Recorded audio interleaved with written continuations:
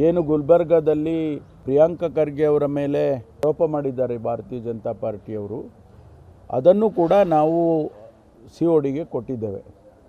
ಇವತ್ತು 10:30 11 ಗಂಟೆಗೆ ಕಚೇರಿಗಳು ತೆಗೆದ ಮೇಲೆ ಆದೇಶವನ್ನು ಹೊರಡಿಸ್ತೇವೆ. ಯಾಕೆಂದರೆ ಒಬ್ಬ ಸಚಿವರನ್ನು ಅನವಶ್ಯಕವಾಗಿ ಉತ್ಪಾದನೆ ಮಾಡ್ತಕ್ಕಂಥದ್ದು ಯಾವುದೇ ಸರ್ಕಾರಕ್ಕೂ ಸರಿ ಇರೋದಿಲ್ಲ. ಹಾಗಾಗಿ ಅದಕ್ಕೋಸ್ಕರ ಅವರ ಹೆಸರು ಕೂಡ ಡೆತ್ ನೋಟಲ್ಲಿ ಅವರ ಹೆಸರು ಕೂಡ ಇಲ್ಲ ಅಂತ ಹೇಳಿದ್ದಾರೆ ನಮ್ಮ ಇಲಾಖೆಯವರು. ಹಾಗಿರುವಾಗ ಸುಮ್ಮನೆ ಅನವಶ್ಯಕವಾಗಿ ಸಚಿವರ ಹೆಸರನ್ನು ತೆಗೆದುಕೊಂಡು ಬಂದು